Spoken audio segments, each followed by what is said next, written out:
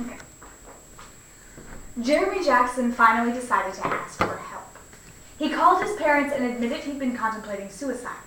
They reported it to his college, he was taken to the hospital, and a tragedy was averted. But according to a December 2nd, 2008 NPR broadcast, the story doesn't end there. One day later, still in the hospital, Jeremy received a letter placing him on involuntary leave from his school, citing his thoughts of suicide as the sole reason. Jeremy was enrolled at one of an increasing number of schools, automatically suspending students who suffer from mental health issues or seek psychiatric care. Basically, if a student reports feeling depressed or suicidal, they are removed from their social support network, treated like a criminal, and stripped of their dignity.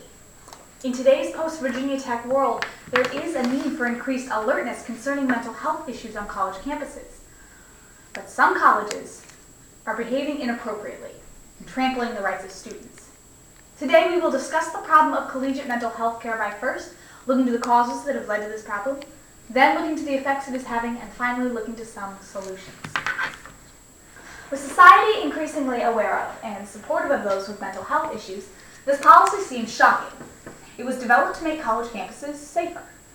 Safety concerns, an increase in the number of students with mental health issues, and the under-resourcing of campus mental health facilities have all led to this problem. With such tragedies as the Virginia Tech and the Northern Illinois shootings, the nation is understandably concerned about campus safety. Colleges are avoiding the liability of student suicide lawsuits or another shooting by simply dismissing troubled students. But according to an April 16, 2008 USA Today article, most mentally ill students are not dangerous to others. There is a need for increased vigilance to protect us from dangerous students on today's college campus. But these hair-trigger dismissals are inappropriate and counterproductive.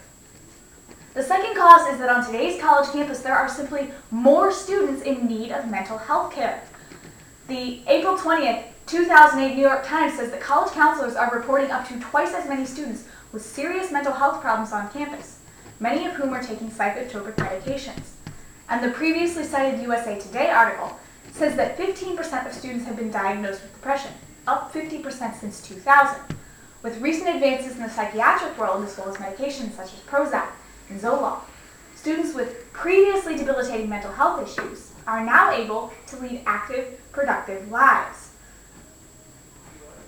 Unfortunately, today's universities are inequipped to deal with this influx of mental health problems, leading us to our final cause, the understaffing and underfunding of collegiate mental health facilities. The April 20th, 2007 Washington Post says that less than 1/5 of American schools have implemented the suicide prevention programs and mental health protocols recommended by the National Association of School Psychologists. And the 2008 study by the American College Counseling Association says that 63% of campus mental health center directors are concerned that their programs are not keeping up with the growing demand for mental health services on college campuses. In today's tough economic times, finding the funds for these programs is an understandably difficult task. But there are two effects to not allocating the needed resources. First, students do not receive adequate mental health care. And second, mental health problems are driven further underground. First, because of the increase in the number of students who need mental health care and no corresponding increase in counseling, students are not receiving adequate mental health care. A September 25th, 2008 NPR broadcast says that the most effective way for students to work through their problems is by receiving counseling in addition to any medication.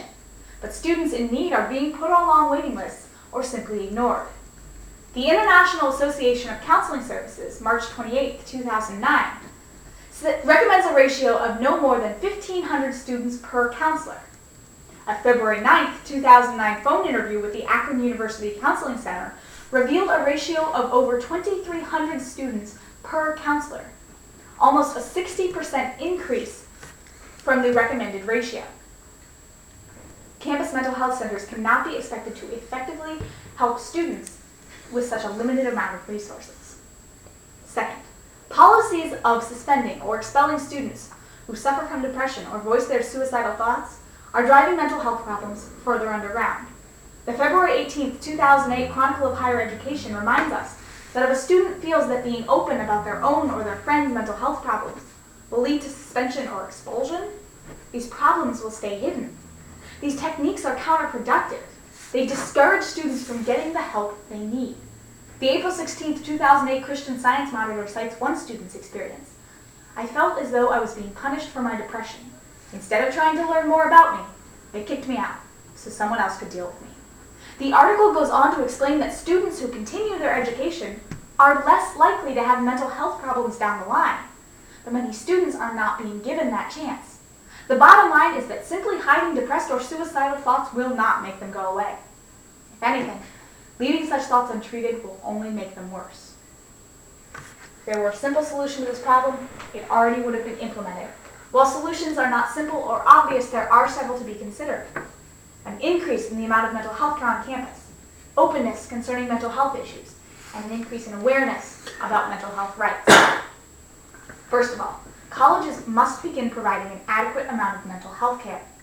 The January 2009 Journal of Mental Health Counseling reminds us that counselors must play an active role in encouraging help-seeking behavior in young students. Groups such as Active Minds, with 175 chapters nationwide, are working to change the way that colleges deal with mental health issues. Go to their website, activeminds.org. It allows you to donate money and even has information on starting a chapter at your own school. Additionally, if you are concerned about mental health care on your campus, don't write to your congressperson. Email your school administration. Let them know how disturbing you find the recent trends in collegiate mental health care. The second solution is crucial. Be open about your mental health issues and encourage others to do the same. Despite the fact that most mental health issues can be treated, mental illness is still highly stigmatized in our society. The April 16, 2008 USA Today article says that students are more likely to share mental health information with their peers, making it imperative that we are ready to listen.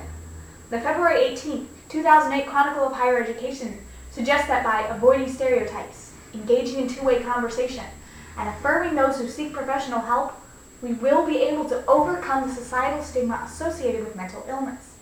Only when we can openly discuss issues such as depression, anxiety disorder, and bipolar disorder will we truly be able to address and solve this problem. The final solution is for all of us to know our rights when it comes to mental health issues on college campuses.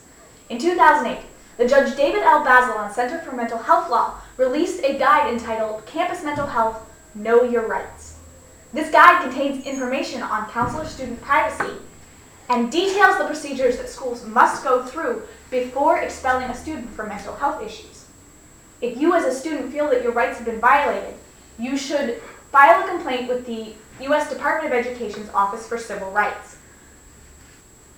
This guide is just a Google search away, or seek me out after the round and I will provide you with a copy. Virginia Tech, Northern Illinois have reminded us that there are times when a student can pose a legitimate threat to the student body, and preemptive action can save lives. But a December 2, 2008 NPR broadcast argues that legally, a school must determine whether or not a student is an actual threat for dismissal. We as college students cannot be expected to reach our full potential if we fear being open about our problems. Today we have discussed the problem of collegiate mental health care by first looking to the causes that have led to this problem, then looking to the effects it is having, and finally looking to some solutions. Because Jeremy Jackson had the courage to come forward about his mental health issues, he was escorted off campus without getting to say goodbye to his football coach or leave a message for his friends. Unfortunately, the rest of the student body received a clear message on how to deal with their own mental health issues.